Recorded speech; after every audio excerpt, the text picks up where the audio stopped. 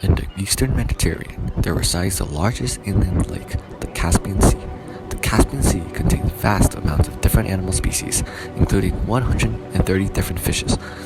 The vast wetlands and huge river systems sustain a large number of animals and attract all sorts of different migratory species. However, the Caspian Sea and its inhabitants are facing challenges such as industrial use and climate change, and one of the cutest animals that live there, Pusa caspica, commonly known as the Caspian Sea, is on the verge of extinction. The Caspian seal's closest relatives include the gray seal, the ring seal, and the bicycle seal. This seal, the smallest of its kind, faces unprecedented dangers that threaten its survival, including increasing pollution, disease outbreaks, habitat degradation, illegal hunting, and climate change. To learn more about these creatures, Kyle, a biologist from the University of Milsik, teams up with environmental activist and photographer Sarvesh to go on a mission to discover more about these adorable creatures. Hi, Sir Kyle. Thank you for having us. 100%. We gotta help the Caspian seals. 100%.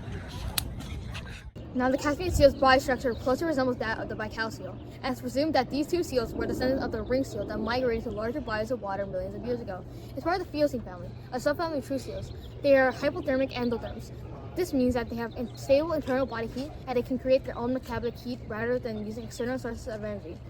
They burn their fat to produce heat, and in order to retain this heat, they use their fur and blubber.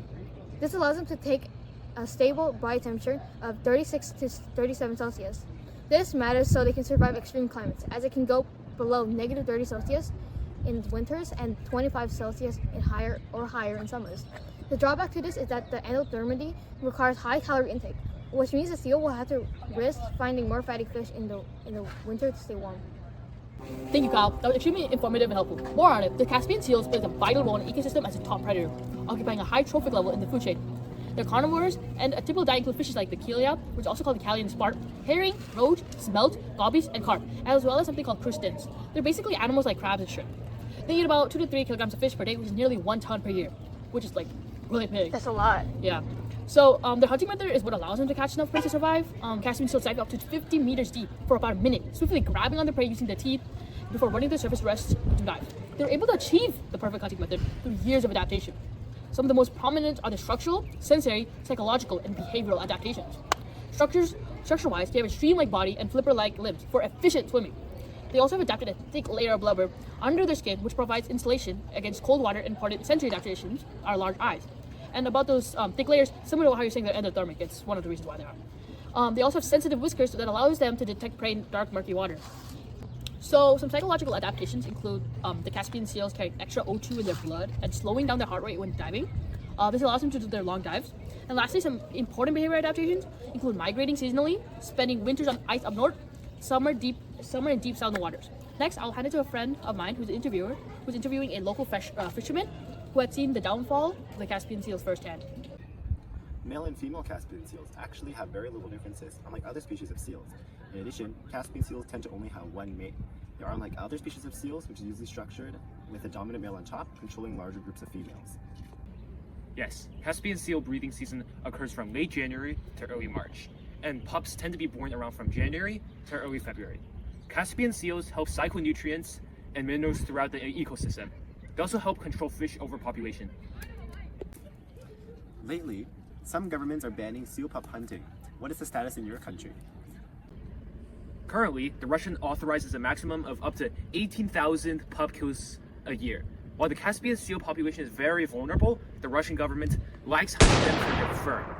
Back in the 19th and 20th century, Russia sometimes allowed an upwards of 26,000 seal pup kills a year. In addition, 12,000 seals are estimated to be killed illegally each year. Oh, that sounds like Caspian seals must have had a much larger population than it currently has now.